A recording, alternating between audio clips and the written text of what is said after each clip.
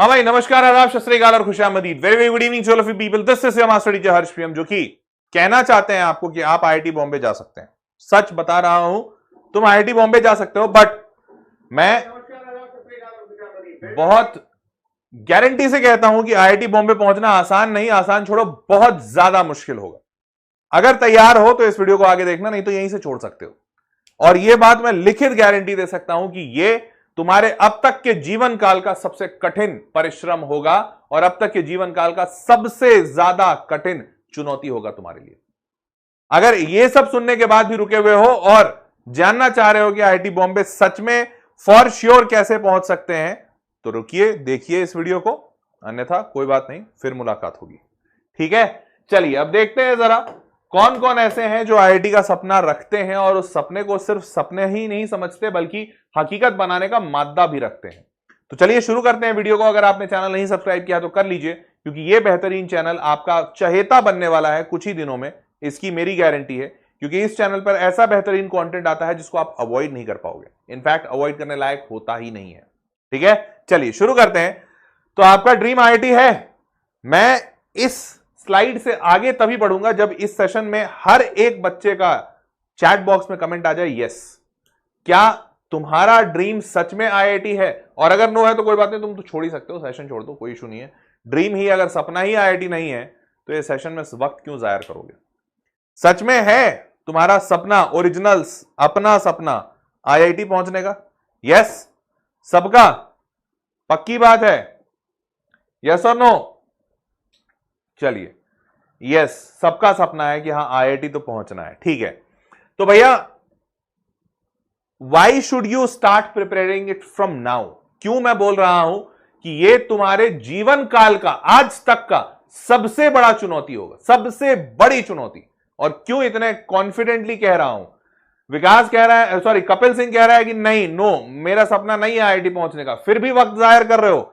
जो तुम्हारा सपना नहीं है उसको देखकर क्या करोगे? छोड़ दो सेशन, सच बता रहे हैं।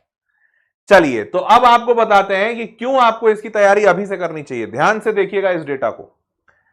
रजिस्टर्ड जेईई मेंस के जो कैंडिडेट साल 2024 के थे वो 14,76,000 थे। साल 2025 में आंकड़ा बढ़कर 15,40,000 हो गया। साल 2026 में जब आप आप जेई 2027 में देंगे, 2026 में करीबन 16 लाख हो सकता है यह आंकड़ा, और 2027 में जब आप दे रहे होंगे तो 16.5 लाख या 17 लाख कुछ होगा। 16.5 लाख बच्चों में तुम एग्जाम दोगे। अब इतने बच्चे जो रजिस्टर किए, एग्जाम देने पहुंचे कुछ 50-60 हजार कम, यहां पे भी एग्जाम देने पहुंचे कुछ 50-60 हजार कम। ठीक है, मैं मान रहा हूं इतने बच्चे एग्जाम देने पहुंचे, इतने बच्चे एडवांस में अपीयर हुए, क्वालिफाई हुए, इतने बच्चे एडवांस में अपीयर हुए, इतने बच्चे हैं जिनको आईआईटी में सीट मिली। सीट्स इन आईआईटी कितना है? 17,695। तो आप बस इस आंकड़े को और इस आंकड़े को ध्यान में रखिए। एक ऐसा एग्जाम जिसमें 14,15,000 बच्चा एग्जाम देने बैठा, उस एग्जाम में मात्र 17,695 बच्चों को सीट मिली। यह आंकड़ा साल 2025 में 14,75,000 का हो जाता है। मतलब पूरा 60,000 बच्चे बढ़ जाते हैं। लेकिन सीटें 17,695 से 18,160 तक पहुंची। मतलब आप समझ सकते हैं कि यहां से 500 सीटें बढ़ी है। 60,000 बच्चा बढ़ा लेकिन सीट 500 बढ़ी है। और इसके साथ आपको दिख रहा होगा कि परसेंटेज ऑफ सिलेक्शन 1.25% और यहां पर और थोड़ा गिर गया 1.23%। मात्र इतने बच्चे को, 1.25% बच्चे को सीट मिलती है। यह 2% भी नहीं है, 1% से थोड़ा सा ज्यादा। सिर्फ 1% बच्चों को मौका मिलेगा अपने ड्रीम इंस्टीट्यूशन में पढ़ने का, मात्र 1% बच्चों को, बाकी बच्चों को नहीं मौका मिलेगा। इसका साफ मतलब होता है कि आप अगर इसको बहुत सरल शब्दों में समझना चाहते हैं तो आप अगर अभी किसी स्कूल में पढ़ रहे होंगे तो आपके स्कूल के सेक्शन में 50 बच्चों का सेक्शन जनरली होता है। तो आप मान के चलिए कि आपका सेक्शन और एक बाजू वाले का सेक्शन, 100 बच्चों का अगर पूरा एक क्लास है तो 100 में आपको नंबर 1 पे रहना होगा, टॉपर रहना पड़ेगा, तब जाकर एक सीट आपको मिलेगी। 1% बच्चा ऐसे सेलेक्ट होगा। इसीलिए कहा था कि आसान नहीं होगा, तुम्हारे जीवन काल का सबसे कठिन एग्जाम होगा ये। अब आपके 11वीं में क्या स्थिति रहती है? 11वीं में आप फिजिक्स, केमिस्ट्री, मैथ्स पढ़ते हो, 60 से ज्यादा चैप्टर्स होते हैं और 300 से ज्यादा कॉन्सेप्ट्स होते हैं। विश्वास मानिए ये 10वीं से 10 गुना ज्यादा कठिन होता है, क्योंकि 10वीं एग्जामिनेशन तक आपका जीवन बेहद आसान होता है और 10वीं के एग्जामिनेशन में 90% नंबर लाना बेहद आसान होता है। माना नहीं जाता है, पर आपको यह महसूस तब होगा जब आप 11वीं और 12वीं की पढ़ाई करेंगे। आपको लगेगा 90% तो हलवा नहीं, मतलब मक्खन था, मक्खन, या यूं कह लो हलवा मक्खन मिठाई सबका मिक्सचर था, इतना आसान था। 11वीं बेहद कठिन है। अभी इतनी कठिनाई को आप समझ ही रहे होंगे क्योंकि आपको बस कुछ ही महीने हुए 11वीं में आए हुए। आप इसको समझ ही रहे होंगे कि आपका 12वीं सामने आ जाएगा और 12वीं ज्यादा बड़ा दानव है। क्यों दानव है? क्योंकि 12वीं आपके सामने बोर्ड एग्जामिनेशन, क्योंकि 12वीं में बोर्ड होता है, बोर्ड एग्जामिनेशन और जेडब्ल्यू प्रिपरेशन दोनों को साथ में रखेगा आपके सामने और बोलेगा आप खेलो। फिर आपके बैकलॉग्स, क्योंकि आप 11वीं को तो समझ ही रहे थे, अभी तो आप धीरे धीरे बड़े हो रहे हैं और बड़े होते होते आपको सीधा बूढ़ा बनाने की कोशिश की जा रही है। तो अभी आप 11वीं समझ रहे हैं, पर समझते समझते 12वीं आ गया तो आपके 11वीं के चैप्टर्स रह जाएंगे और वो अधूरे रह जाएंगे, जिस अधूरे चैप्टर का नाम होता है बैकलॉग। हमारा बच गया। उसके बाद आप जब बैकलॉग आपके ऊपर बहुत ज्यादा होगा तो इंसान प्रेशर में आता है, क्योंकि इंसान को यह महसूस होता है कि मैं नाकाबिल रह गया, मैं अधूरा रह गया, मेरे टारगेट्स पूरे नहीं हुए। इस बात का प्रेशर, इस बात का स्ट्रेस बहुत होता है। स्ट्रेस को दूर करने के लिए इंसान क्या करता है? अपने स्ट्रेस से ध्यान बटाने की कोशिश, डिस्ट्रैक्शंस की तरफ जाता है। उसको लगता है चलो ठीक है यार, अब ग्रेविटेशन नहीं हो रहा है पूरा, तो कहीं और से ग्रेविटी आ रही है तो देख लेते हैं।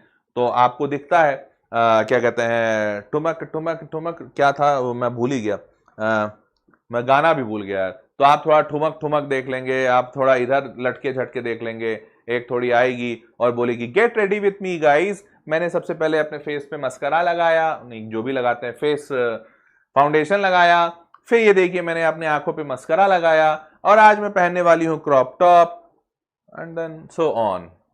ये होगा? होगा, बिल्कुल होगा, मुझे पता है, होता है, ऐसा ही होता है सबके साथ। सोशल मीडिया, फिर आप पढ़ने की कोशिश कर रहे होंगे, कुछ बच्चे होंगे जो गेट रेडी विथ मी में ज्यादा ध्यान नहीं देंगे, वो बर्नआउट करेंगे। फिर कोचिंग जाओगे, कोचिंग में झिकझिक होगी, सारे बच्चे भाग रहे होंगे, किसी को कुछ समझ नहीं आ रहा होगा, और अगर किसी को समझ नहीं आता है तो पता है इसमें एक बड़ी स्पेशल आदत लोगों की सामने निकल कर आती है कि मेरा ना पूरा बैकलॉग हो रखा है, लेकिन मैं जब तुमसे मिलूंगा मैं बोलूंगा भाई पता है यार कल ना इलेक्ट्रोस्टैटिक्स में जो सर ने सवाल बताया था ना, मैंने ना उसको दो और तरीके से सॉल्व किया, लेकिन वो दोनों तरीके ने मैं ना आंसर गलत आया। तो आज ना मेरे को सर से डाउट पूछना है कि सर एक्चुअली में जब एप्सिलॉन को हम कुछ और लेते हैं तो वैल्यूज कैसे आएंगी। अब मैं ये जब बातें बोल रहा हूं ना तो सामने वाला तुम सोचोगे अबे यार ये क्या बोल रहा है, एप्सिलॉन दो और तरीके से सॉल्व, और सर ने कल क्वेश्चन कराया। भाई मेरे को तो यही नहीं याद है सर ने कल क्वेश्चन कराया कौन सा। मैं बस, वो सामने वाला बस मेरे को बोलेगा भाई ठीक है यार मस्त है, और मैं सोचूंगा भाई उसकी तो फटी, भाई खत्म, वो खत्म, मैं जीत गया, भाई is the winner. But reality में मैं भी अंदर से खाली हूं क्योंकि मेरे को एक घंटा कुछ समझ नहीं आ रहा, लेकिन मैंने सामने वाले का कॉन्फिडेंस धराशाही कर दिया। इस बात में मैं अपनी शान समझूंगा, और जब इस बात में अपनी शान समझूंगा तो मैं भी इस खोखले शान में आगे बढ़कर एक ना एक दिन गिरने ही वाला हूं, और सामने वाले का तो कॉन्फिडेंस मैंने पहले ही तोड़ दिया है। और यही है कोचिंग केओस। ये कोचिंग में, स्कूल में बहुत आम बात है, जिसको कुछ नहीं आता वो बस थोथा चना बाजे घना, ठीक है। और स्कूल का केओस और फिर मोटिवेशन एब्सोल्यूट ड्रॉप। तो ये होगी 12वीं की जर्नी। और इसके बाद अब आपका एक्चुअली में टाइमलाइन क्या रहने वाला है और क्यों मैं कह रहा हूं कि अभी से तैयारी जरूरी है। सितंबर में बैठे हो, फरवरी मार्च, मुश्किल से अभी कितने महीने बच रहे हैं? 6 महीने। 6 महीने के अंदर आपका 12वीं कंप्लीट है। ईमानदारी से चैट बॉक्स में लिख के बताओ कितने बच्चे आज कॉन्फिडेंट है कि सर अगले 6 महीने में मेरा पूरा 11वीं कंप्लीट हो जाएगा। और ध्यान रखिएगा आपने पीछे 4 महीने ऑलरेडी बिता दिए हैं। अप्रैल में आपका, मार्च में आपका एग्जाम खत्म हुआ था, अप्रैल, मई, जून, जुलाई, अगस्त, अच्छा 5 महीने बिता दिए तुमने 5 महीने कंप्लीट कर लिए हैं। 5 महीने में कितना कंप्लीट हुआ उसके हिसाब से बताओ कि अगला 6 महीने में क्या 11वीं कंप्लीट कर दोगे पूरा। अगर जवाब नहीं मिल रहा है तो डरो, जरूरी है डरना। 11वीं 12वीं आपका 11वीं फरवरी मार्च में एग्जाम होगा, उसके बाद आपका 12वीं चालू हो जाएगा। जैसे ही ये 12वीं चालू हुआ और यहां पर जो जो चीजें आपकी खत्म नहीं हुई वो हो जाएगा आपका बैकलॉग। अप्रैल में 12वीं शुरू हो गया और फिर यहां से आपको मात्र 6 महीने का समय मिलेगा, मात्र 6 महीने।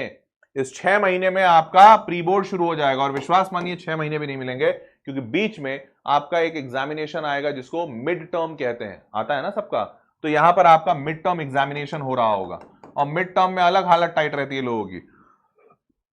उसके बाद 6 महीने के बाद प्री बोर्ड्स होंगे। इसमें आपके स्कूल का बेहद ज्यादा प्रेशर होगा क्योंकि स्कूल कहेगी कि अगर आपके मिड टर्म्स में अच्छे नंबर नहीं आए तो हम आपका इंटरनल काट लेंगे, और मिड टर्म में सॉरी प्री बोर्ड्स में अगर अच्छा नंबर नहीं आया तो हम आपका इंटरनल काट लेंगे।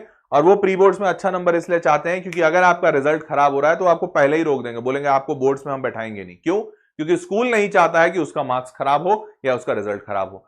स्कूल अपने ही फिराक में पड़ा हुआ है, स्कूल को अपना मतलब कहते हैं ना अपनी लालच है कि उसका रिजल्ट अच्छा होना चाहिए। आपको प्री बोर्ड्स के लिए बेहद प्रेशर देगा। वो नहीं समझेगा कि आपका जनवरी में जेडब्ल्यू मेंस एग्जाम है, वो बोलेगा अभी इस एग्जाम में बैठो, अगर तुम नहीं बैठे और एग्जाम में नंबर खराब हुए हम तुम्हारा इंटरनल 0 कर देंगे। और इंटरनल मतलब प्रैक्टिकल मार्क्स जिसके 0 होते हैं उसका पूरा फेल हो जाता है, उसको ईयर रिपीट करना पड़ता है, उसमें कोई रीअटेम्प्ट का भी ऑप्शन नहीं होता। बच्चा डर जाएगा, बच्चा बोलेगा अरे बाप रे, बैठना पड़ेगा, पूरी तैयारी के साथ बैठना पड़ेगा, पूरा तैयारी करेगा एग्जाम का, और बीच में 2 महीने के लिए उसका जेडब्ल्यू मेंस गया चूल्हे में।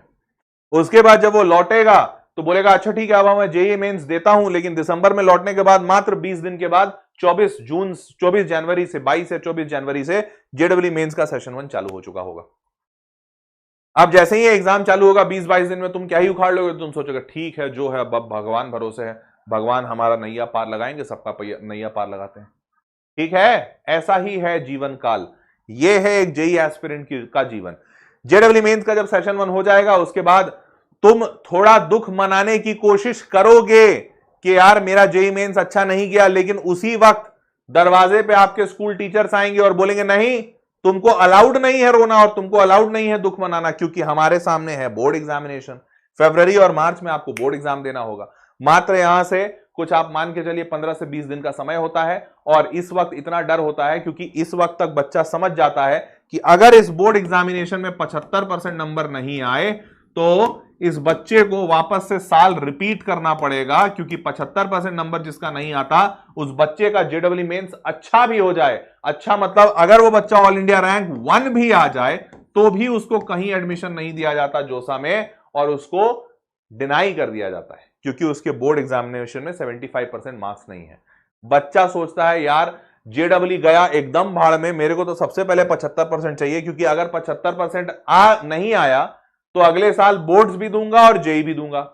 मान लेते हैं इस साल 75% आ गया और जेईई नहीं निकला तो अगले साल सिर्फ जेईई दूंगा, तो ज्यादा फायदा है कि बोर्ड्स में 75 आ जाए। बच्चा पूरी शिद्दत से तैयारी करता है मार्च में, और मार्च में तैयारी करने के बाद सोचता है कि अब मैं अप्रैल में जाकर जेईई मेंस 2 पे देख लूंगा, ध्यान दे लूंगा। लेकिन जैसे ही यहां से निकलता है फिर मात्र 20 दिन बचते हैं, सोचता है बेचारा कि यार ये 20 दिन का ग्रहण मेरे माथे से हट क्यों नहीं रहा, बार बार एग्जामिनेशन के लिए मात्र 20 ही दिन क्यों मिल रहे हैं मुझे, और फिर से उसको सिर्फ 20 दिन मिलते हैं और बोला जाता है सेकेंड अटेम्प्ट की तैयारी करो। अब वो सोचता है हे भगवान कैसा जुल्म है, 20 दिन में इतना बड़ा एग्जामिनेशन तैयार करवा रहे हैं मुझसे। अप्रैल में एग्जाम देता है, किसी तरह कुछ का एग्जाम निकल जाता है, कुछ का नहीं निकलता है। फिर वो सोचता है अगर मेरा निकल गया, जिनका नहीं निकला वो तो यहां के बाद मुक्त हो जाते हैं, मुक्ति मिल जाती है क्योंकि आपको एग्जाम का तैयारी नहीं करना। बेचारे जिनका एग्जाम निकल जाता है वो उनको अभी भी मुक्ति नहीं है, वो सोचते हैं कि अच्छा मैं अब जेईई एडवांस अच्छा करूंगा। परंतु जेईई मेंस से एडवांस में आप क्लियर हुए हैं कि नहीं, इसके लिए आपको 10 दिन लगता है पता चलने में, ठीक है। और 10 दिन पता लगने के बाद वापस से आपके पास मात्र 20 दिन रहते हैं एडवांस तैयार करने के लिए। अब ये भैया कैसा जुल्म है कि ये 20 दिन का ग्रहण सच में नहीं खत्म होता है इस स्टूडेंट के जीवन से, सच बता रहे हैं। मात्र 20 दिन में जेडब्ल्यू एडवांस ऐसा एग्जाम ही नहीं है जिसको क्लियर किया जा सके। फिर से उस बच्चे को 20 दिन का एग्जाम का ऑप्शन देते हैं और जेईई एडवांस के लिए बोलते हैं लड़ो। फिर वो जेईई एडवांस हुआ कि नहीं हुआ वो तो अब आप समझ ही गए होंगे पूरी कहानी से। तो ये है आपके जीवन चक्र का टाइमलाइन, मतलब आप ये जो जेईई का जो जीवन चक्र है जो आप जीने वाले हैं या जी रहे हैं, उसमें आप कब किन परिस्थितियों से गुजरेंगे ये मैंने आपको बताया है। अब इसमें एक बात बहुत इंपॉर्टेंट है कि आप इन परिस्थितियों से तभी गुजरेंगे जब आपका स्टार्टिंग खराब होगा। आपके ये 5 महीने आपने बर्बाद कर दिए, अगर अगला 6 महीना भी बर्बाद कर देते हो तो आप यहां फंसोगे, ये भी बर्बाद कर देते हो तो फिर यहां फंसोगे। हर बार हर एक पड़ाव पे संभलने का मौका दिया जाएगा, पर संभलते हो या नहीं ये तुम्हारा निजी चॉइस होगा, ठीक है। तो आप संभलना चाहते हैं या बिखरना चाहते हैं, ये सोच के आगे बढ़िएगा। ठीक है। अब तो आपका जो टारगेट होना चाहिए वो ये होना चाहिए, जेडब्ल्यू मेंस क्लियर होना चाहिए फर्स्ट अटेम्प्ट जो जनवरी में होगा। बोर्ड एग्जामिनेशन में 75% आने चाहिए, फरवरी मार्च में ये होगा, 2027 की बात कर रहा हूं। उसके बाद जेई एडवांस आपका क्लियर होना चाहिए, क्योंकि आपने मेंस पहले ही क्लियर कर लिया जनवरी में, सबसे बेस्ट यही होता है। आपने फिर जनवरी में मेंस क्लियर कर लिया तो आप अप्रैल अटेम्प्ट के लिए परेशान नहीं होंगे। फिर आपने फरवरी में बोर्ड्स में 75% नंबर ले आए तो आपको आगे का भी टेंशन नहीं। फिर आपके पास मार्च और अप्रैल 2 महीने शुद्ध बचे हैं, मार्च अप्रैल और आधा मई, 2.5 महीने। तो 2.5 महीने में आपका एडवांस क्लियर हो जाएगा, ये मई के टाइम पे है। और अगर ये सब कुछ बढ़िया ऐसे ही चला तो आपको आईआईटी बॉम्बे दिया जाएगा, और ये महीना होगा जुलाई, जब आपको पता चलेगा कि आपको आईआईटी बॉम्बे दे दिया गया है। तो बेटा ये है तुम्हारे खुशी का रास्ता। हां, जनवरी फरवरी मई जुलाई में खुशी तभी मिलेगी साल 2027 में, जब आप अपना 2025 का जो बचा हुआ समय है और 2026 का पूरा साल चूल्हे के अंदर तपती गर्मी में, पसीने में और कठोर परिश्रम में बिताने के लिए तैयार हो। और सिर्फ तैयार नहीं हो, वचनबद्ध हो कि मैं एक भी क्षण अपने जीवन का आसानी से हल्के में उपहास करके नहीं बिताऊंगा। मैं हर एक क्षण जीवन में कठोर तपस्या करूंगा। अगर इसके लिए तैयार हो तो आगे चलकर 2027 में ये महीने तुम्हारे लिए खुशमय और सुखमय होंगे। समझ रहे हो? तो बेटा जो अभी आगे जिससे जूझने वाले हो वो कठिन है, मैं तुमको एहसास दिला रहा हूं बार बार। अब आगे बढ़ते हैं। आईआईटी बॉम्बे का ही चुनाव क्यों कर रहे हो? क्यों है तुम्हारा सपना आईआईटी बॉम्बे? बहुतों का सपना होता है, कई लोग तो सपना भी बेचारे चुन नहीं पा रहे होंगे, आईआईटी बॉम्बे जाना है कि मद्रास। आईआईटी बॉम्बे लोगों का पहला प्यार है, सारे जेई एस्पिरेंट्स का। क्यों? 1958 में बना था, यूनेस्को और यूएसएसआर दोनों ने सपोर्ट किया था इसको बनाने में। नंबर 3 पे है ये कॉलेज, फिर भी लोगों का प्यार नंबर 1 से ज्यादा नहीं, नंबर 3 से ज्यादा है। क्यों? ये 550 एकड़ का लश ग्रीन कैंपस है, मुंबई में है। यहां के पैकेजेस करोड़ों में जाते हैं, 4.5 करोड़ का हाईएस्ट पैकेज दिया गया है, जो पूरे देश में किसी भी कॉलेज में किसी भी बच्चे को कहीं नहीं मिला है। 4.5 करोड़, 4.25 करोड़ का पैकेज आईआईटी बॉम्बे के बच्चे को मिला है। आईआईटी बॉम्बे का यह बच्चा इकलौता नहीं है, 1 करोड़ से ज्यादा पैकेज मिलने वाले कुछ 12, 15 या 20 बच्चे हैं, एग्जैक्ट नंबर मेरे को याद नहीं है, पर आईआईटी बॉम्बे ने रिपोर्ट जारी की थी। उसके बाद आईआईटी बॉम्बे से हर साल कई सारे ऐसे स्टार्टअप निकलते हैं जो कि $multi-billion के स्टार्टअप होते हैं। आईआईटी बॉम्बे से इंटर्नशिप मिलना बेहद आसान होता है। यहां का कल्चर और कैंपस की लाइफ टॉप नॉच है। तो आईआईटी बॉम्बे के बारे में ऐसे कई सारे बहुत विख्यात बातें हैं जिसकी वजह से सारे टॉपर्स इधर झुकाव रखते हैं। आईआईटी बॉम्बे से सिर्फ अच्छी नौकरी या अच्छा पैसा ही नहीं मिलता, आईआईटी बॉम्बे से लोग अपना पैशन भी फॉलो करते हैं। जीतू भैया का नाम आपने सुना होगा। ऐसे कई सारे लोग जो आईआईटीज में पढ़ते थे और आईआईटी के क्लब्स में मतलब इतना अच्छा एक्सपोजर मिलता है कि वहां इंसान पढ़ाई के अलावा भी 10 और चीजें एक्सप्लोर कर लेता है। ये सब फायदे हैं आईआईटी बॉम्बे के। ठीक है, चलिए। और इतने सारे बड़े बड़े लोग निकले हैं। शिवान कलिशा वडीवू, ये चेयरमैन है अभी इसरो के। उसके बाद नंदन नीलेकानी, ये इन्फोसिस। भाविश अग्रवाल सीईओ ऑफ ओला। उसके बाद मनोहर पारिकर जी, आप जानते ही हैं मनोहर पारिकर जी हमारे क्या कहते हैं मंत्री साहब, जो इंडियन पॉलिटिकल सिस्टम के काफी जाने माने इंसान रहे हैं, गोवा के चीफ मिनिस्टर भी रहे हैं, अब तो नहीं रहे। तो ऐसे बढ़िया बड़े बड़े लोग यहां से निकले हैं। ठीक है, अब सबसे पहले जेई मेंस आपको बता देता हूं, जेई मेंस क्या होता है, कैसे करना है, जल्दी बताऊंगा। जेडब्ल्यू मेंस 2 सेशन में होता है, एक जनवरी में होता है, एक अप्रैल में होता है। ये दोनों में आप अपीयर हो सकते हैं या दोनों में से किसी एक में हो सकते हैं, आपकी इच्छा। आप दोनों में अगर अपीयर होते हैं तो दोनों में से जिसमें सबसे ज्यादा अच्छे नंबर आएंगे उसको मान्यता दी जाएगी और उसी के मार्क्स माने जाएंगे, दूसरे वाले को हटा दिया जाएगा। जेडब्ल्यू मेंस जनवरी में जो होता है, इसमें बच्चा डरा हुआ ज्यादा होता है, क्योंकि सिलेबस किसी का कंप्लीट नहीं होता है, जनवरी तक में कम समय होता है। तो इसीलिए यहां पे रिलेटिवली लोअर कट ऑफ होता है, क्योंकि अधिकांश बच्चा इसमें अनप्रिपेयर्ड रहता है। तो यहां पर कम मार्क्स पे बात बन जाती है।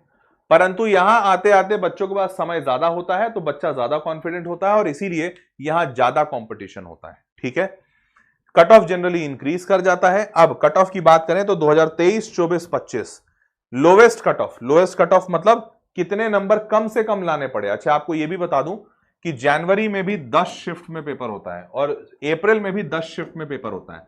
अब 10 बार अलग अलग पेपर होगा तो सारे पेपर सेम डिफिकल्टी लेवल के तो आ नहीं सकते, तो अलग अलग डिफिकल्टी लेवल के आते हैं।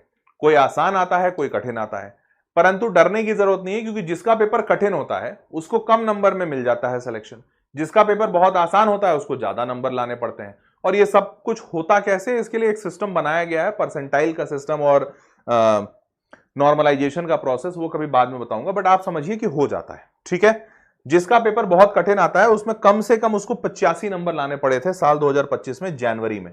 लेकिन उसी 2025 में अगर वो बच्चा अप्रैल में बैठा था, तो मैंने बोला ना अप्रैल में कंपटीशन बढ़ जाता है, तो अप्रैल में सबसे कठिन पेपर में बच्चे को 106 लाना पड़ा था, सबसे कठिन।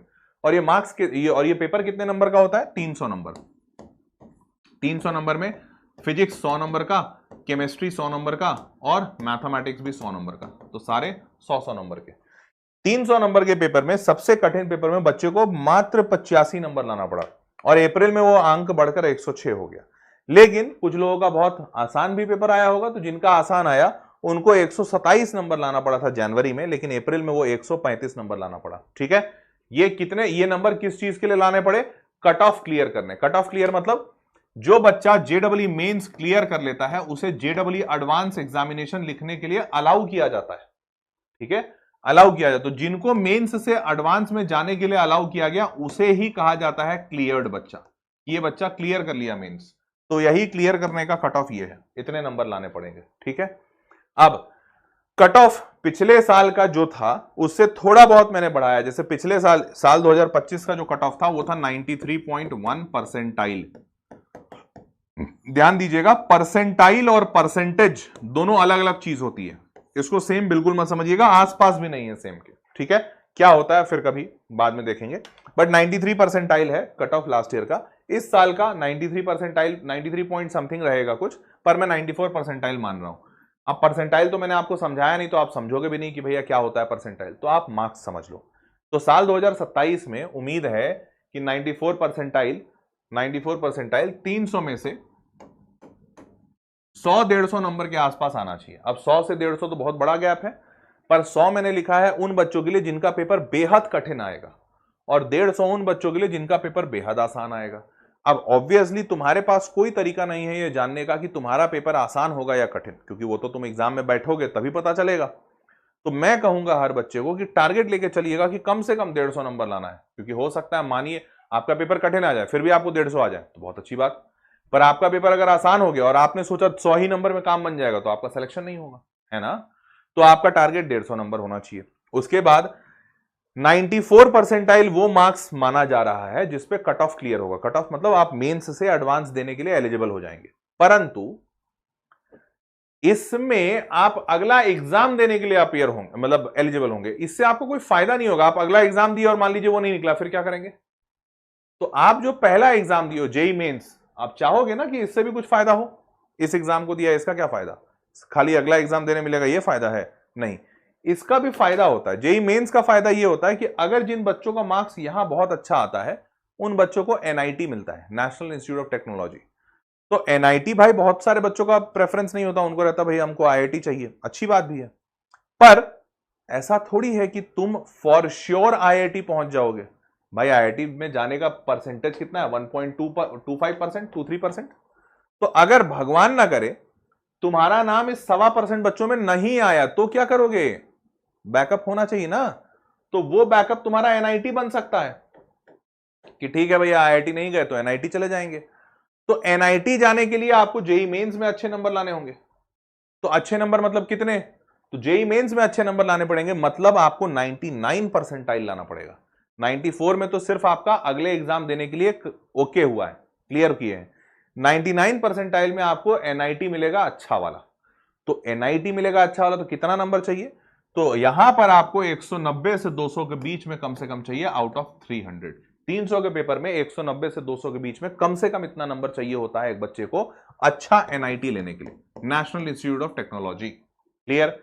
ठीक है, अब 190 से 220। अब देखो या 100 से 150 आ जाए तो भी ठीक है, तुम अगले वाले के लिए एलिजिबल हो जाओगे, और उससे ज्यादा अच्छा कर लिया तो 190 से 220।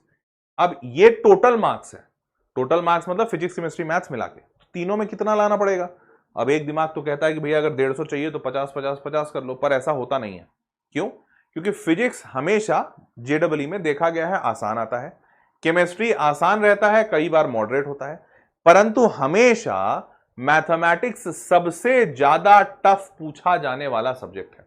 हमेशा पिछले कम से कम 10 सालों से तो मैं देख रहा हूं, पिछले 10 सालों से मैथमेटिक्स हमेशा सबसे ज्यादा कठिन पूछा जाता है।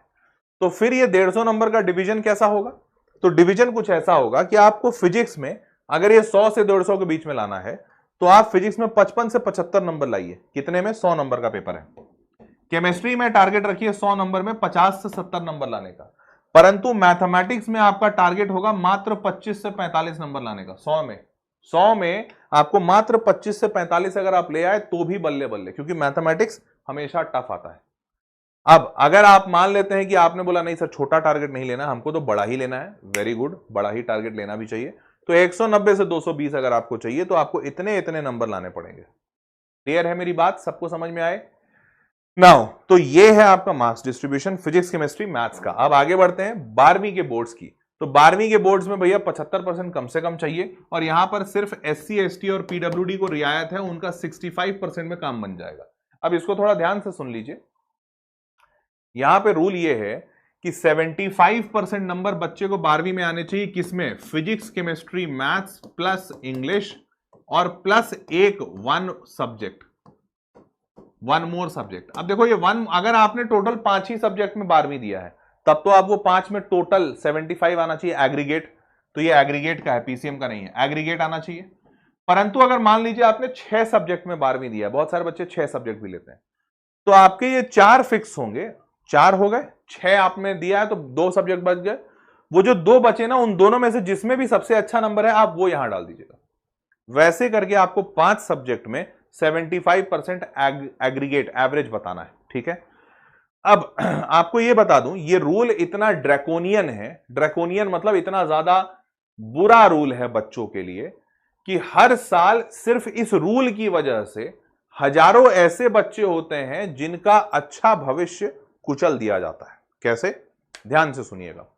लास्ट ईयर मेरे वीडियो पे, सिर्फ मेरे इकलौते, मैं यूट्यूब पे एक टीचर हूं, ऐसा तो हजारों टीचर होंगे यूट्यूब पे, बट इकलौता मेरे वीडियो पे कुछ भी कम तो 50 से ज्यादा ऐसे कमेंट्स थे, 50+ ऐसे कमेंट्स थे जहां बच्चों ने बोला था कि मेरे 70, एक बच्चा तो लिखा था मेरे 74.8% आए हैं 12वीं के बोर्ड्स में। कितने? 74.8%।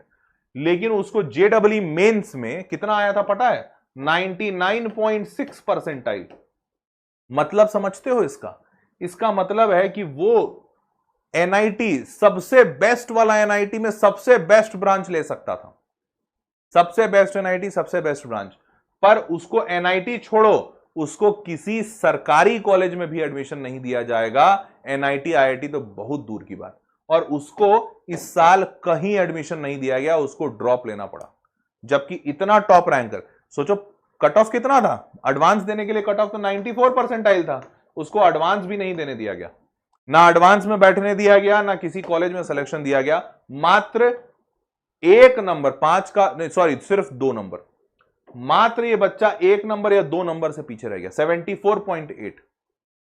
और इस चीज को लेकर पिछले कई सालों से बच्चे बार बार सुप्रीम कोर्ट, हाई कोर्ट में याचिकाएं लगा रहे हैं, एफिडेविट डाल रहे हैं, रिक्वेस्ट कर रहे हैं। High court of Madhya Pradesh, high court of Bombay, high bench Gwalior, Rajasthan high court, Jaipur bench, 2025, मई 2025, 2025, अलग अलग पिटिशनर, अलग अलग लोग, और हर बार no relief given, case disposed, no relief given, case disposed, no relief given, case disposed. ये डेटा कहां से मिला मुझे? JEE वालों ने खुद से रिलीज किया है। ऐसा लग रहा है मानो हंस रहे हैं, अरे मूर्ख, मेरे खिलाफ केस करेगा, हा हा हा हा हा, देख नो रिलीफ दिया हुआ है, तेरा कुछ नहीं होगा। तो मैं ये बात हर बच्चे को पहले से इसलिए बता रहा हूं कि ध्यान रखिएगा, अगर आपका 1 नहीं 0.5 नंबर से भी लटक गया ना बोर्ड्स, तो आपको आगे, भले आपने JEE में ऑल इंडिया रैंक 1 भी हासिल किया हो, कोर्ट कोई मदद नहीं करेगा। इस बात को आप पहले से ध्यान रखिएगा। तो आपके लिए बेहद जरूरी होगा कि आपके 12वीं के नंबर अच्छे आए, 75% आए। अब बात करते हैं जेडब्ल्यू एडवांस्ड। जेडब्ल्यू एडवांस की बात करें तो ये थोड़ा और कठिन एग्जामिनेशन है। इसमें होता क्या है, 2 पेपर होते हैं 3-3 घंटे के। तो सबसे बड़ा कठिनाई तो यही है कि आपको 6 घंटा एग्जाम देना पड़ता है और ये सब कुछ एक ही दिन में। और दूसरा कठिन बात कि ये 2-3 घंटे के पेपर, इसमें बीच में 2 घंटे का ब्रेक होता है। पर पता है 2 घंटे के ब्रेक में क्या होता है इशू, कि ये जो एग्जामिनेशन होते हैं जनरली इनका सेंटर बहुत दूर पड़ता है, शहर से बहुत बाहर या ऐसी जगह जो आपके घर के आसपास नहीं है। अब मान लीजिए आप घर से निकले और उसी शहर में आपने 20 किलोमीटर आपके पिताजी गाड़ी चलाए और गाड़ी चला के आप एग्जाम देने गए। पहला 3 घंटा आपने दिया, अच्छा दिया, उसके बाद आप 3 घंटे के बाद थक जाएंगे, जाहिर सी बात है। 9 से 12 आपका पेपर हुआ, 12 से 2 में आपका ब्रेक हुआ। अब ये 2 घंटे के लिए क्या करोगे? क्या तुम 2 घंटे के लिए होटल बुक करोगे? आम इंसान तो नहीं करता कभी। अब भाई मिडिल क्लास फैमिली कहां 2 घंटे के लिए होटल बुक करती है? 2 घंटा तुम सोचे गार्डन में बैठ जाते हैं, बड़ा सा कॉलेज या बड़ा सा स्कूल होता है, तुम गार्डन में बैठ गए। अब गार्डन में बैठे बैठे तुम झुक रहे हो, तुमको नींद आ रहा है, तुम सो भी नहीं पा रहे हो। और फिर होगा अगला 3 घंटे का एग्जाम। इस अगले 3 घंटे के एग्जाम में क्लास के अंदर लगा होगा मस्त बढ़िया सा पंखा और बैठने के लिए अच्छी सी बेंच। तुम्हारा 3 घंटा मस्त सोते सोते बीत जाएगा, पता भी नहीं चलेगा, और तुम्हारा पेपर खराब हो जाएगा। ये सबसे पहली कठिनाई है इसकी। दूसरी कठिनाई, यहां पर टोटल 360 नंबर का पेपर होता है। ठीक है, ये कठिनाई नहीं है, क्या कठिनाई है अभी बताता हूं। 360 नंबर का पेपर होता है। पहला पेपर 3 घंटे का 180 नंबर, दूसरा पेपर 3 घंटे का 180 नंबर। ठीक है, ध्यान से सुनिए। 360 का जो पेपर है, इसमें साल 2022 में बच्चा जो क्वालिफाई किया था, जेईई एडवांस जैसे मेंस क्वालिफाई किया था बच्चा, क्लियर किया था, वैसे ही एडवांस भी क्लियर करता है। 360 नंबर में मात्र 55 नंबर जो बच्चा ले आया, उस बच्चे को क्वालिफाइड कह दिया गया। मात्र 55। मतलब मैं बताना यह चाह रहा हूं कि ये एग्जाम इतना कठिन होगा कि इस एग्जाम में 360 नंबर के पेपर में बच्चा 60 नंबर भी नहीं ला पा रहा। सोचो 360 का पेपर कहां गया रे? 360 का पेपर है, इसमें 60 नंबर भी जो नहीं ला पा रहा है, उस बच्चे को क्वालिफाई करा दिया गया। और क्वालिफाई कितने बच्चे हुए हैं आपकी जानकारी के लिए बता दूं, 2022 में तो नहीं आंकड़ा याद है मेरे को, 24-25 का याद है। करीबन 1.8 लाख, 1,80,000 बच्चा बैठा था इस एग्जाम को देने। और कितने बच्चे क्लियर हुए हैं पता है? कितने बच्चों का ये मार्क्स या इससे ज्यादा मार्क्स कितने लाए हैं? मात्र 53,000। मतलब 1,30,000 बच्चा, 1,27,000 बच्चा, 1,27,000 बच्चा इतना नंबर भी नहीं ला पाया। 360 में 74 नंबर भी नहीं ला पाया 1,30,000 बच्चा। और ये 1,30,000 बच्चा पहले से ही बहुत काबिल है। क्यों? क्योंकि जेईई एडवांस में, जेईई मेंस में 14,75,000 बच्चा बैठा था, 14.75 लाख बच्चा। इसमें से मात्र 2.5 लाख, कितना? 2.5 लाख बच्चों को अलाउ किया गया था एग्जाम देने। 2.5 लाख बच्चा जेईई एडवांस सेलेक्ट हुआ था, और इस 2.5 लाख में से एग्जाम देने सेंटर पे मात्र 1,80,000 बच्चा पहुंचा, 1.8 लाख। तो सोचो ये 1,80,000 बच्चा वो बच्चा है जो यहां से निकल कर आया है, इस एग्जाम को पार करके आया है। इतना काबिल बच्चा 1,80,000, पर इस काबिल बच्चे में भी सिर्फ 53,000 बच्चा इतना नंबर ला पाया। समझ रहे हो? इसीलिए ये एग्जाम और कठिन माना जाता है, जेईई एडवांस बेहद कठिन माना जाता है। ठीक है, क्योंकि इसमें मार्क्स लाना बहुत मुश्किल है। ठीक है, अब आईआईटी बॉम्बे आपको 74 पे नहीं मिलेगा, 74 छोड़िए 174 पे भी नहीं मिलेगा। कितने पे मिलेगा? आईआईटी बॉम्बे में, अब जैसे आईआईटी बॉम्बे जा रहे हो तो ब्रांच भी अच्छा ही चाहोगे, कंप्यूटर साइंस इंजीनियरिंग टॉप का ब्रांच। ये ऑल इंडिया रैंक 66 पे बंद हुआ है इस साल। जो बच्चा 66 लाया वो 300 नंबर लाया था 360 के पेपर में। कितना? 360 के पेपर में ये बच्चा 300 नंबर लाया था, तब मिला आईआईटी बॉम्बे कंप्यूटर साइंस। और अगर आप देखकर डर गए हैं और सोच रहे हैं अरे सर क्या बात कर दी आपने, अगर मात्र 53,000 बच्चा, 15 लाख में से मात्र 50,000 बच्चा है जो 74 नंबर ला पा रहा है, तो सर हमको तो कोई नीचे वाला दे दो, हमको इतना महंगा नहीं हो पाएगा। तो अगर तुम सोच रहे हो कि चलो आईआईटी बॉम्बे में सबसे आखिरी ब्रांच ले लेंगे, केमिस्ट्री, बीएस इन केमिस्ट्री या इन्वायरमेंटल इंजीनियरिंग पता नहीं कौन पढ़ता है बट पढ़ते हैं कुछ, तो आपका आखिरी 148 या 151 रैंक चाहिए। इन बच्चे को नहीं, सॉरी 4700 या 7400 रैंक चाहिए। इन बच्चे को भी 148 या 151 मार्क्स लाना पड़ता है। कितना? 150। ये जो 74 है इसका डबल लाना पड़ेगा तुमको, 150 नंबर लाना पड़ेगा 360 में, तब जाकर आईआईटी बॉम्बे का सबसे बेकार ब्रांच मिलेगा, एनवायरमेंटल इंजीनियरिंग। समझ रहे हो? प्रकृति का इंजीनियरिंग। पता नहीं प्रकृति में क्या इंजीनियरिंग करता है इंसान, वो तो भगवान ने पहले से इंजीनियरिंग बना के भेजी है। तो आपको इतना नंबर लाना पड़ेगा इसमें, तब आईआईटी बॉम्बे मिलेगा। तो अब तुम मेरी बात समझ पा रहे होगे कि क्यों मैं इसको कठिन बोल रहा था। तो अब सब पता है, अब करोगे कैसे? ठीक है, अब तो मैंने तुमको पर्याप्त डरा भी दिया है, तुम समझ भी चुके हो कि तुम एक आसान जंग के लिए नहीं उतरे हो, ये शायद तुम्हारे जीवन काल का सबसे कठिन जंग होने वाला है। तैयार हो अगर इतना सब कुछ सुनने के बाद भी तो चलो आगे बढ़ो, नहीं तैयार हो तो यहीं रुक जाओ, कोई दिक्कत नहीं हमको। ठीक है, यहीं रुक सकते हैं। चलिए आगे बढ़ते हैं, कैसे करोगे। 16 महीने यहां बच रहे हैं, अभी से आपका पहला अटेम्प्ट जो 2027 में होगा, और 2027 के बाद एडवांस में 3 महीने हैं। ठीक है, यहां बीच में एक बोर्ड एग्जाम भी होगा बस। अब यहां पर आपको पूरा 11वीं का सिलेबस और 12वीं को फ्रेश स्टार्ट करना है, नो बैकलॉग्स के साथ। क्योंकि अगर बैकलॉग होगा तो गिल्ट होगा, गिल्ट होगा तो डिस्ट्रैक्शन होगा, डिस्ट्रैक्शन होगा तो तुम देखोगे गेट रेडी विथ मी, मेरे साथ तैयार हो, तुम भी तैयार हो जाओगे। गेट रेडी विथ मी देखोगे और ये सब देखोगे तो 12वीं गया गोबर में, और 12वीं गया गोबर में तो तुम भी गए गोबर में, ऐसा ही होगा। ठीक है, तो ये ना हो इसके लिए बैकलॉग्स नहीं होने चाहिए। बैकलॉग्स नहीं हो इसके लिए आपका 11वीं का सिलेबस पूरा कंप्लीट होना चाहिए, और 12वीं आप अच्छे से तैयार करने चाहिए। हाँ जी, चलिए कंप्लीट योर होल सिलेबस। अभी 11वीं अगर अच्छा से कर लेते हो तो 12वीं अच्छे से कीजिए, और मॉक टेस्ट ज्यादा से ज्यादा दीजिए। फिर इस 18 महीने में प्लान मैंने आपके लिए एक बनाया है कि आपको क्या क्या करना होगा। 16 से 18 महीने का एक प्लान पढ़ाई का, क्योंकि पढ़ाई करोगे तभी तो बनेगा। मेरी सिर्फ बातें सुनकर या बातें कहकर थोड़ी आईआईटी सिलेक्शन होता है, नहीं तो भाई मैं बहुत बातें करता, है ना। अब 18 महीने का प्लानर क्या होगा, कैसे होगा, ध्यान से सुनिए। उसके पहले आपको एक बात बता दूं, इस 18 महीने का जो प्लानर दे रहा हूं उसके साथ साथ आपको एक और अच्छी चीज दे रहा हूं, वो है माइंड मैप। माइंड मैप क्या होता है कि आप जो जो चीजें पढ़ेंगे उसका पिक्टोरियल रिप्रेजेंटेशन बनाकर आसान भाषा में फॉर्मूले मैंने एक जगह लिख दिए हैं, ताकि जब तुम तैयारी करो या प्रैक्टिस कर रहे हो या पढ़ रहे हो तो माइंड मैप के जरिए आपको फॉर्मूले आसानी से याद हो जाएं। साइन 30 सबको याद होगा 1/2, परंतु साइन 15 डिग्री कितनों को याद है जरा बताओ? नहीं याद होगा तुमको, मुझे पता है। तो साइन 15 का फॉर्मूला यहां पे लिखा हुआ है √3 - 1/2 √2। वैसे ही बहुत सारे और फॉर्मूले होते हैं कि अलग अलग परम्यूटेशन कॉम्बिनेशन में, डी अरेंजमेंट में वगैरह वगैरह। तो तुम जैसे जैसे पढ़ोगे ये पूरे फॉर्मूले का माइंड मैप आपको दे रहा हूं। कैसे दे रहा हूं, मिलेगा कहां से? तो आप इसी वीडियो के डिस्क्रिप्शन में एक लिंक पे जाइएगा। लिंक पे जाइएगा तो पहला ये लिंक आपसे उम्मीद करेगा कि माई बाप सब्सक्राइब कर लो, ताकि ऐसे वीडियोस मिलते जाएं। आप सब्सक्राइब नहीं करेंगे तो डाउनलोड का बटन एक्टिवेट ही नहीं होगा। सब्सक्राइब कर लीजिएगा। जैसे ही सब्सक्राइब करते हैं, सब्सक्राइब करने के बाद आप आइएगा इस पेज पे वापस, लिंक पे। तो जैसे ही सब्सक्राइब हो जाए उसके बाद वापस से लिंक क्लिक कीजिएगा, डाउनलोड पीडीएफ आ जाएगा। ठीक है, मतलब इसी पेज पे जिस पे है डाउनलोड पीडीएफ आ जाएगा, इसको क्लिक कीजिएगा, पीडीएफ डाउनलोड हो जाएगा। ठीक है, चलिए अब ये आपको दिखा भी देता हूं भाई, पता चला मैंने बता दिया और तुमको समझ ही नहीं आया।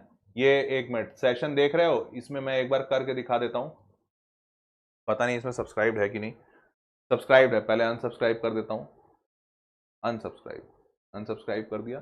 अब मैं दिखा दूं, डिस्क्रिप्शन बॉक्स माइंड मैप लिखा हुआ है, दिख रहा है, इस पर क्लिक करो। जैसे ही क्लिक किए यहां पर आ गया, यहां पर आ जाओ, सब्सक्राइब टू चैनल कर दिए, यहां पर हो गया सब्सक्राइब। देखो ये are you sure you want to subscribe, subscribe कर लीजिए। जैसे ही सब्सक्राइब करेंगे वापस इधर आ जाइए, देखिए अब डाउनलोड पीडीएफ एक्टिव हो गया। क्लिक कीजिए डाउनलोड पीडीएफ। डाउनलोड पीडीएफ जैसे ही आपने एक्टिव किया, देखिए पूरा रंग बिरंगा एकदम पिक्टोरियल रिप्रेजेंटेशन बना हुआ, आपको पूरा का पूरा पीडीएफ सारे चैप्टर्स का मिल जाएगा। ठीक है, तो ये पीडीएफ आप डाउनलोड कर लीजिए, आपका बहुत सारा पढ़ाई में बेहद मदद हो जाएगी। ठीक है, चलिए आगे बढ़ते हैं।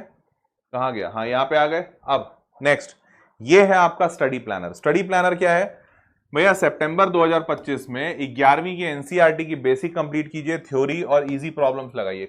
ये फिजिक्स में करिए, केमिस्ट्री में सिर्फ फिजिकल केमिस्ट्री का बेसिक पढ़िए और न्यूमेरिकल लगाइए। मैथमेटिक्स में आप सेट्स, रिलेशन, फंक्शन, ये पूरा एनसीईआरटी से बस बेसिक कंप्लीट कीजिए। और पैटर्न स्ट्रैटेजी फाउंडेशनल रूटीन है ये। नोट्स बनाइए 3 से 4 घंटे हर सब्जेक्ट पे दीजिए एक हफ्ते में बोला हूं मैं, ठीक है। तो ऐसा मत समझ लेना कि सर अनडूएबल है, डूएबल बिल्कुल है, क्योंकि हफ्ते में 3 से 4 घंटा एक सब्जेक्ट पे, 4 घंटा भी देते हो, 3 सब्जेक्ट है, 4 × 3 12 घंटा। हफ्ते में अगर 12 घंटे देते हो, 6 दिन का हफ्ता मानते हैं, संडे छोड़ दिया, तो 6 को 12 से डिवाइड करोगे, मतलब डेली 2 घंटा पढ़ना है। क्या बोल रहा हूं मैं, डेली 2 घंटा पढ़िए। आज 2 घंटा फिजिक्स, कल 2 घंटा फिजिक्स, परसों 2 घंटा मैथ्स, तरसों 2 घंटा केमिस्ट्री, और आखिरी के 2 घंटा, आखिरी के दो दिन जो बचे उस दिन 2-2 घंटा केमिस्ट्री पढ़ लीजिए, ठीक है। तो फिजिक्स, केमिस्ट्री, मैथ्स आप ऐसे आपका कंप्लीट हो जाएगा।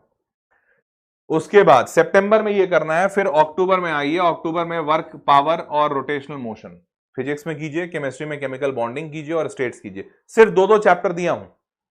मैथ्स में क्वाड्रेटिक इक्वेशन कीजिए और सीक्वेंस सीरीज कीजिए। एक महीने में 2 चैप्टर, सिर्फ 2 चैप्टर फिजिक्स का, 2 केमिस्ट्री का और 2 मैथ्स का, दैट्स इट। 6 चैप्टर्स, 1 महीना, 30 दिन। 30 दिन में 6 चैप्टर, मतलब एक चैप्टर को पूरा करने के लिए 5 दिन दे रहा हूं, और 5 दिन में आपको सेल्फ स्टडी के लिए सिर्फ 2 घंटा मांग रहा हूं। कितना? सिर्फ 2 घंटा। वीकली डीपीपी लगाइए और माइनर छोटे छोटे टेस्ट लगाइए।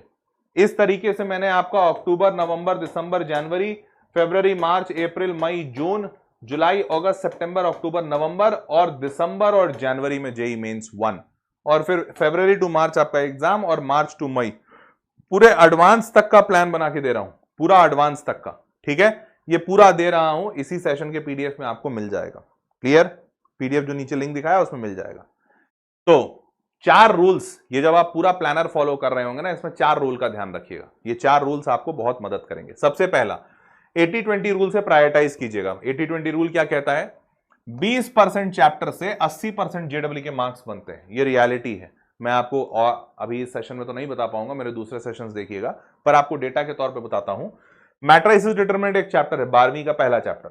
इस चैप्टर से, सिर्फ इस एक चैप्टर से साल 2025 में 40 सवाल पूछे गए हैं। कितना? 40, एक शिफ्ट में, मतलब एक जनवरी अटेम्प्ट में, जनवरी और अप्रैल मिला के साल 2025 में 40 सवाल पूछे गए। मतलब हर एक पेपर में, टोटल पेपर कितने हुए थे पता है? 38 पेपर हुए थे। हर एक पेपर में 2 सवाल, कम से कम 2 सवाल, मतलब हर एक पेपर में 8 नंबर का सवाल इससे। ऐसा ही 3D ज्योमेट्री से 43 क्वेश्चन, टोटल क्या कहते हैं 19 शिफ्ट मिला के, ठीक है, हाँ 19 पेपर मिला के, तो हर पेपर में 2 सवाल। ऐसे ही करते करते मैंने सबको जोड़ा, तो टोटल 1 2 3 4 5 6 7 चैप्टर हैं। 7 चैप्टर, 2 4 6 7 8 9 10 सवाल। बेटा 7 चैप्टर से तुम्हारे 10 सवाल आ गए, 10 क्वेश्चंस। और आपको याद है मैंने जब आपको अभी बताया था 94 परसेंटाइल, तो उसमें दिखाया था मात्र 25 मार्क्स टू 35 मार्क्स में आपके 94 परसेंटाइल आए 2025 में। पता नहीं तुमको याद है कि नहीं, मैं तुमको वापस दिखा देता हूं, तुमको याद नहीं हुआ हो तो। कहां गया मार्क्स? हाँ यहां था ना 94 परसेंटाइल मैथमेटिक्स 25 से 45। कितना? सबसे आसान पेपर में भी 45, और नहीं तो 25 से 45 में आया था। और मैंने तुमको यहां पे दिखाया कि 10 सवाल सॉल्व करोगे यहां से, मात्र 7 चैप्टर से। कहां गया? 7 चैप्टर से 10 सवाल। 10 सवाल का मतलब 4 नंबर का एक सवाल, 40 नंबर आ गए। मतलब सोचो तुम सिर्फ 7 चैप्टर्स पढ़ोगे, और एक्चुअली में मैथमेटिक्स में कितने चैप्टर्स हैं? टोटल मिला दो 30+, मतलब टोटल मिला दें तो 25+ चैप्टर्स हैं। 25 चैप्टर से ज्यादा हैं, बट सिर्फ 7 चैप्टर पढ़ोगे 40 नंबर आ जाएगा, 94 परसेंटाइल, मतलब कट ऑफ क्लियर। समझ रहे हो? तो ये है 80-20 रूल, कि आपका 20% चैप्टर से 80% मार्क्स बन जाएगा जेई का। Identify the high yield chapters based on PYQ trends. PYQ trends के बेसिस पे ये आइडेंटिफाई करो। मैंने बहुत वीडियोस बनाए हैं इसी चैनल पे, आप वहां से भी देख सकते हैं, ठीक है। तो ये हाई यील्ड मैंने सबके लिए बनाया है, ऐसा नहीं कि सिर्फ मैथ्स के लिए। मैंने फिजिक्स का भी बताया, केमिस्ट्री का भी बताया, मैथ्स का तो बताया, ठीक है। इन सब से सबसे ज्यादा सवाल आते हैं। उसके बाद 1:3 रूल लगाना। दूसरा इंपॉर्टेंट जो सजेशन है वो 1:3 रूल। 1:3 मतलब 1 घंटे की पढ़ाई अगर कर रहे हो तो 3 घंटे का क्वेश्चन सॉल्व जरूर करना। मतलब देखो सिर्फ पढ़ाई करने से फायदा नहीं है। पढ़ाई, क्योंकि जेडब्ल्यू जो है ना एक ऐसा एग्जाम है जो कि क्वेश्चन मांगता है कि आपको क्वेश्चन सॉल्व करना आता है कि नहीं।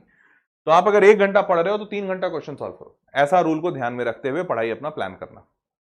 मॉक टेस्ट समय दर समय देते रहना, क्योंकि मॉक टेस्ट जितना दोगे वो तुमको उतना सिखाएगा। फुल सिलेबस मॉक टेस्ट तो अभी बाद में देना होगा। अभी आप टॉपिक वाइज टेस्ट से शुरुआत कीजिए, कोई भी चैप्टर कंप्लीट हो, कोई भी टॉपिक कंप्लीट हो, तुरंत उसका टेस्ट दीजिए, काफी मदद मिलेगी। ठीक है, और फाइनल सबसे इंपॉर्टेंट सजेशन, रिवाइज। बेटा रिवीजन करोगे ना तो याद रहेगा। रिवीजन के लिए बहुत अच्छे अच्छे टेक्निक्स हैं, जैसे सबसे पहले फ्लैश कार्ड का टेक्निक है। फ्लैश कार्ड मतलब रंग बिरंगे कार्ड्स बना लो, वेदांतों का भी फ्लैश कार्ड आता है, तो तुम रंग बिरंगे कार्ड्स बना लो, वो कार्ड्स से विजुअल मेमोरी स्ट्रांग होगा, चीजें आपको याद होंगी। वेदांतों का फ्लैश कार्ड बहुत अच्छा है, तुमको कभी मौका लगे तो इसी वीडियो के डिस्क्रिप्शन में भी लिंक दिया हुआ है, वहां पे जाकर देखना। इतना छोटा छोटा कार्ड होता है बहुत, और एकदम पिक्चर उक्चर बना के दिया हुआ है, याद करने में मजा आता है। दूसरा तरीका है फेमेंट टेक्निक। फेमेंट टेक्निक में क्या होता है कि भैया आप जो भी पढ़े हो ना, वो किसी और को पढ़ा दो। आप जो भी अभी याद किए हो, पढ़े हो, किसी को पढ़ा दो, जैसे ही पढ़ाओगे हमेशा के लिए याद हो जाएगा। तीसरा होता है वन पेज समरी शीट्स। आप कोई भी चैप्टर को टारगेट लो कि एक पन्ने में पूरा चैप्टर लिख देंगे, जैसे ही एक पन्ने में पूरा चैप्टर लिखोगे ऑटोमेटिकली सब चीजें याद हो जाएंगी, वो भी लंबे समय के लिए। तो ऐसे रिविजन के टेक्निक्स ध्यान में रखिएगा, इससे रिवाइज बहुत तगड़ा होता है। क्लियर? चलो भाई, तो ladies and gentleman, that was all for this session. Chapter के माइंड मैप आपको इसी वीडियो के नीचे डिस्क्रिप्शन में मिल जाएगा, लिंक पे क्लिक करेंगे तो आपको, आप चैनल सब्सक्राइब कर लीजिएगा, उसके बाद ये ऑटोमेटिकली जैसे ही सब्सक्राइब करेंगे ऑटोमेटिकली ये एक्टिव हो जाएगा। डाउनलोड पीडीएफ पे क्लिक कीजिएगा, आपको पीडीएफ मिल जाएगा माइंड मैप का। फाइन, तो ladies and gentleman, that was all for this session. Hope you loved and enjoyed it. मिलते हैं अगले वीडियो में, तब तक के लिए take care, bye bye, good night.